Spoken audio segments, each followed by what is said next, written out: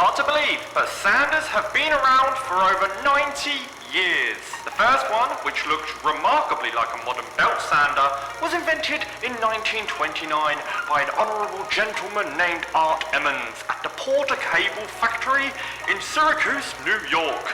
Before his take-about sander, workers had to take the work to the tool, which proved to be laborious and time-consuming. Despite hard times over the next decade, as the country suffered through the Great Depression, sales continued to grow as this portable unit helped carpenters, craftsmen and boat builders shorten month-long projects into just days. Now that's what I call a handy tool. Mr. Emmons probably wouldn't find it hard to believe that his invention is still going strong today, but he might be a bit surprised at some of the turns it has taken.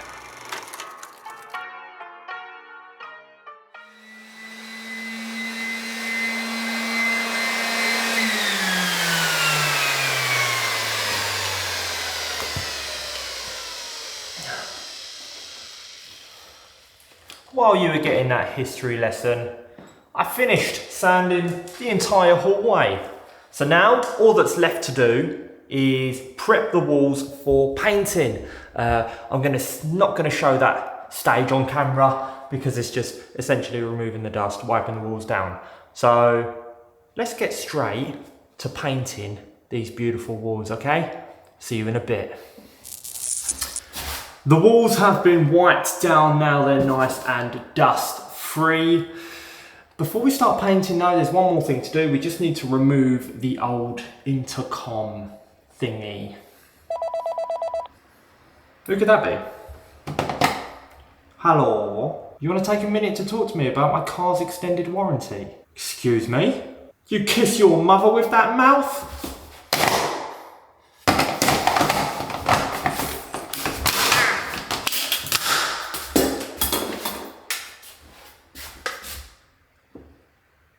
So I just needed to expose the actual back panel so that I can remove the screws.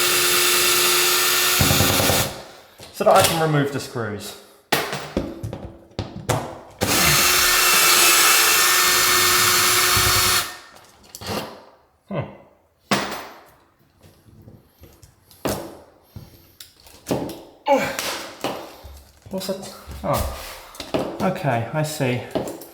Well, that's definitely old wallpaper. Hopefully the electric's not on.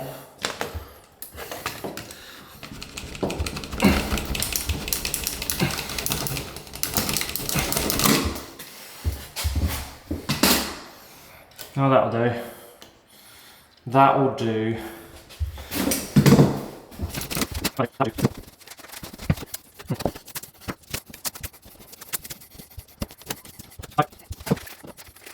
Now, in an ideal world, you would fill the hole and cut that properly before painting, but I'm not doing it on order, and I'm not going to let a tiny little hole stop me from painting today, because I don't have the filler stuff.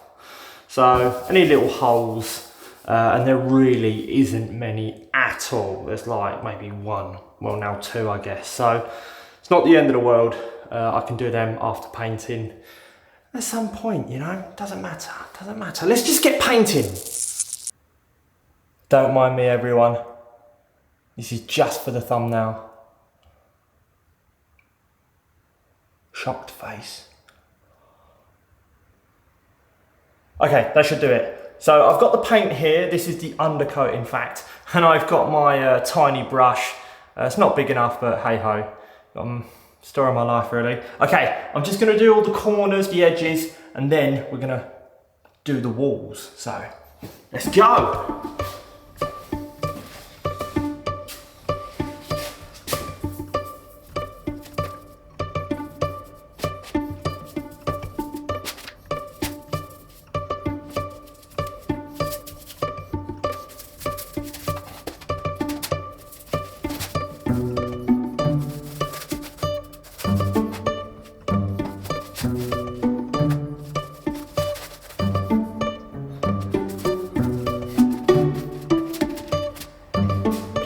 Funny how this stuff differs from the paint I've been using in the living room, this is my first time using undercoat, and it's much more runny. You know, it's not as thick, so I'm flicking it everywhere by accident. So I'm making a little bit more of a mess, but most of it's landing on me, so it's okay. Well, we've finished cutting in, and now it's time to put the undercoat on the walls with the roller. Okay? So the goal of the undercoat, by the way, in case you don't know, is to enable the paint to adhere to the plasterboard. In this case, it's plasterboard, and the undercoat is a special paint, special undercoat for plasterboard. So it should do the job quite well. Time will tell when we put the white paint on the walls. Ooh. Let's go, let's try.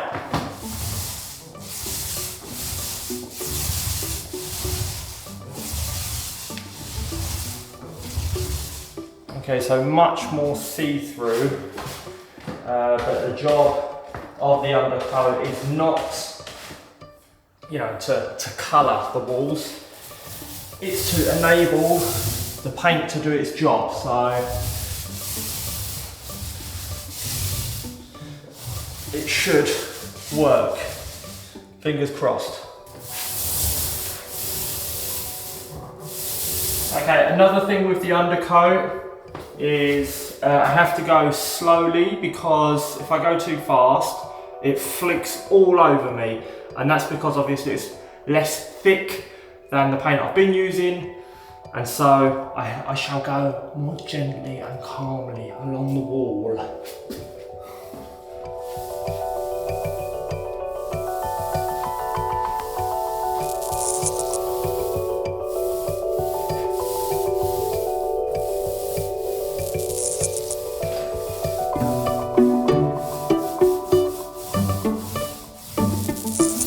So, as the paint's drying, you can barely see any colour difference on the wall with the plasterboard. So I'm thinking it's obviously much more like an adhesive, not adhesive, I shouldn't say that, it's just, it stops, oh the light just went off, sorry about that. It stops the plasterboard from absorbing the actual paint. That's what I believe it does.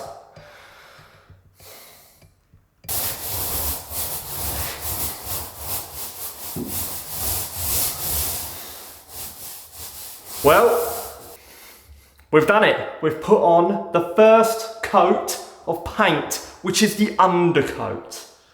I've probably mentioned it enough in this video for you to know that it's the undercoat. But the second coat, which is going to be going on tomorrow, is going to be the proper 98% opacity Dulux paint. And I am hoping that this undercoat does its job, okay? And allows us to use just one coat of the Dulux 98% opacity paint, because that stuff is twice the price, okay? It's pretty expensive, so time will tell, we'll see tomorrow. I know it does look kind of patchy, okay, in the video, but I've tried, and in real it looks patchy as well, but I've tried to spread it as evenly as possible, you know, a good decent coat, but hey, we'll see if it does the job tomorrow, like I said. But until then, pretty happy with the progress. Stay tuned for the epic hallway transformation, okay? And we'll continue this tomorrow. I'm gonna love you and leave you. See you tomorrow, next video, which is tomorrow. Bye for now. What? My mum's a what? Well, your mum's a...